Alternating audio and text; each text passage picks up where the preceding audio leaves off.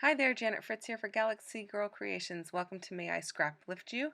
And today we are using a page from April_Tremblay on Instagram. And I really like the mixed media on it, so I decided that was the one I was going to go ahead and use.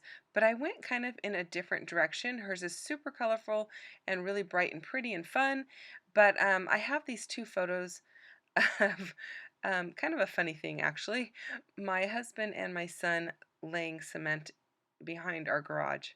Yep, laying cement.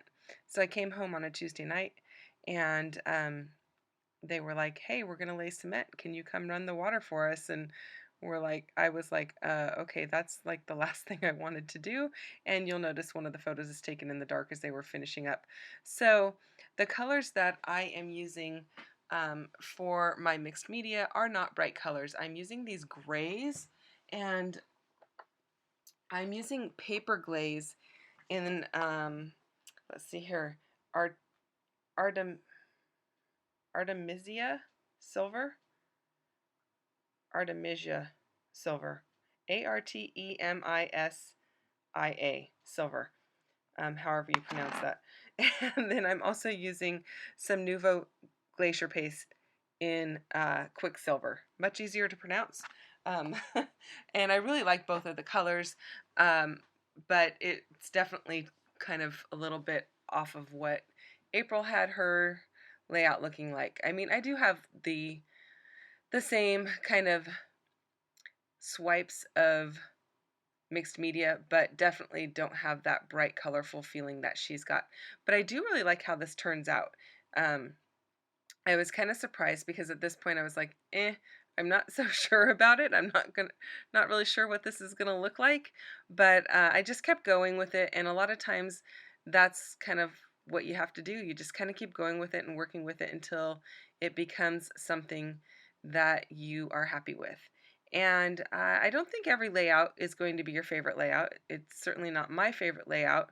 Um, I mean, not that this isn't my favorite layout, but not every layout is my favorite layout. But I tend to try and work with them until I am at least somewhat happy with them. If I'm not happy with them, they're not done. So, um, so yeah, if you're seeing it on my channel, I'm probably happy with it in the end. So there's the photo of it in the dark when they are finishing up, and then there is one in the daylight as they were starting. And then in her layout, she has some hexagon pieces underneath the photos, and hers are tone on tone. Well, I guess mine are actually tone on tone since everything is gray, but I didn't really necessarily follow the tone on tone factor. I just kind of went with a scheme of having one of each pattern in each grouping, and I like how it looks at the end. I do end up using that black soot there, as you saw, to just give a little added dimension to these pieces. And I am tucking one under the middle because you can see it there. If I had put them a little closer together, you wouldn't have seen it, but I just figured I was going to go ahead and tuck it under there anyway because you can see it. And then I'm taking those same papers and I'm cutting them into little strips to go along the bottom, very much like she has in her layout. She's got that border strip down at the bottom, and I don't know, maybe she started with the border strip and matched up her colors that way. I'm not really sure, but I just decided to use the same papers and go with that method. And then if you are interested in knowing about May I Scraplift You, this series is going on all month. Crystal Barrett at Pineapple Papers started it, and she decided to give a little love back to some Instagrammers that were following her. So she chose one Instagram account per day to scraplift from, and we were able to choose our own or follow along with Crystal. It was really up to us, and for the most part I followed along with Crystal. However, I did swap a couple of the days. Today's person, April Tremblay, was actually supposed to be on the 3rd, but I swapped her with the person that was on the 2nd. So mine are kind of opposite of what Crystal is doing, but I don't think that really matters. You're still getting a lot of inspiration. I might actually have to swap out a couple people towards the end of the month as well, so that I can meet some other commitments that I have on my channel.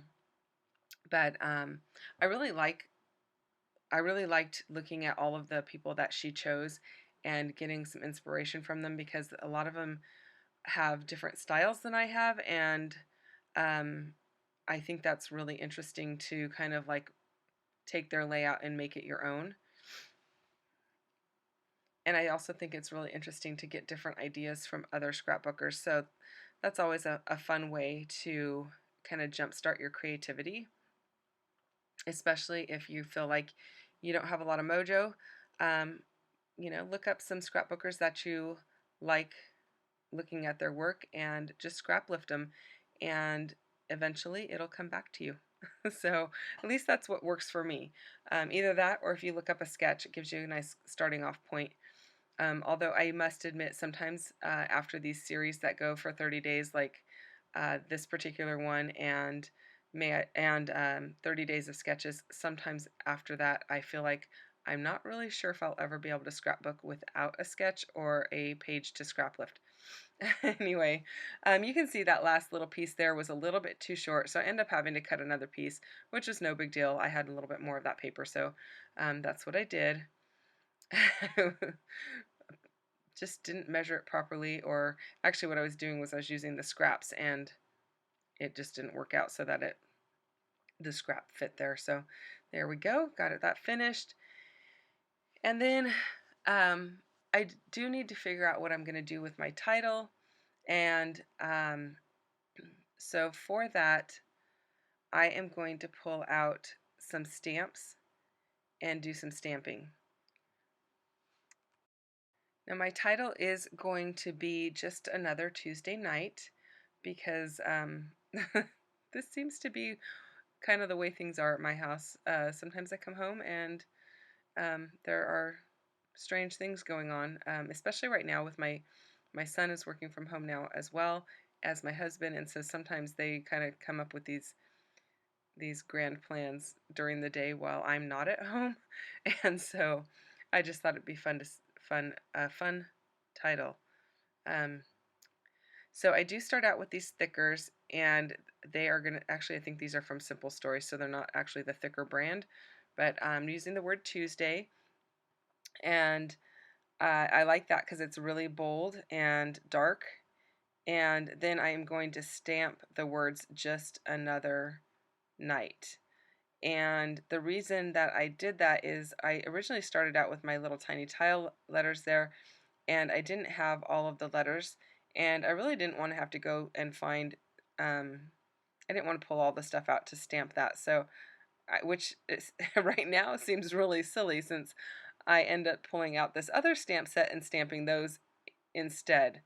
Um, yeah, I don't know. I don't know what I was thinking, because it was, one way or the other, I'm still stamping and I'm still pulling out the black ink. I think maybe because I didn't want to pull out the platform and the die cut machine. I'm not sure. But I start stamping it, and of course I spell another wrong. I left the H out. So then I had to stamp it again, which is fine.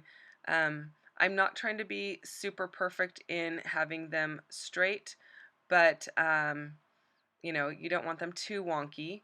So I'm just kind of going with the flow, stamping them down. I am using Catherine Pooler ink in Midnight color, and I really like it. It's a permanent color, a permanent ink, unlike the other inks from Catherine Pooler that are water reactive. This one is not water reactive. It's more like an archival ink.